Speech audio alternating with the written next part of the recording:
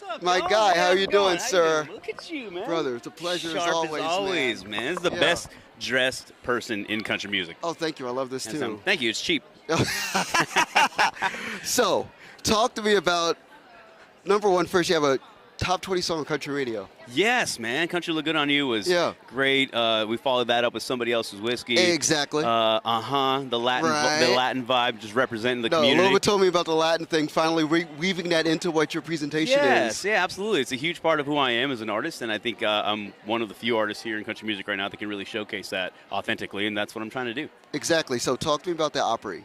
One of my favorite things about you is when you perform at the Grand Ole Opry, I feel like people take to you like immediately. If you could talk about that. Oh my gosh, like I've been there 14 times now, Yes. and I hope to keep going back.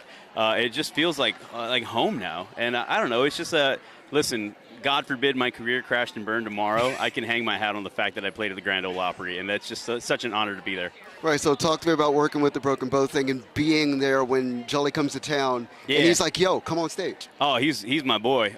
He actually went out and did a show in El Paso as well. Yeah. Called me up. He knew that's kind of where I'm from, down in the Southwest, and he was like, hey, you want to come up and do a song? And so it was really cool just to get some hometown love, and Jelly's awesome, and I've written a couple songs that I think we might really work together well on, so hopefully throwing it out there, man. We're going to manifest that. I love that. Yeah. So we talk about I-10 all the time. I want to talk about the strip of travel that you've done nationwide, from literally California to Florida. Oh gosh, I mean, it's just I've traveled every bit of this country at this point, but I love going through there specifically just because that's it's where I grew up. Right. It's where I grew up, and so it's really good to get that. It does something to the soul when you get to kind of go back to your roots. Exactly. So as far as like the touring schedule, talk to me about just being out there and the rigor of it. And oh gosh, it's not for the faint of heart. Any touring musician will tell you that. It's a lot of time away from home. You got to really find a balance, with the family life.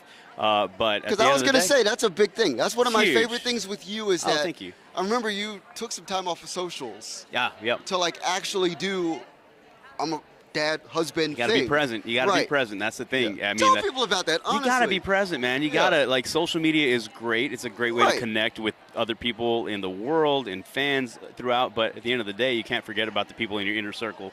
And sometimes we get just busy doom scrolling or just like I got to post every single day. And like really, at the end of the day, you don't. You know what I mean? Like there's so much more to life than that. And maybe that's the old man in me coming out. But really, I think it's just so important to be present, be there for your family, be there for your kids. It makes a world of difference in molding those young minds. Absolutely. Well, I'm gonna let you get running, man. I appreciate you as always. Seriously. You. All right. We'll Absolutely, see you. friend. Cheers. No doubt.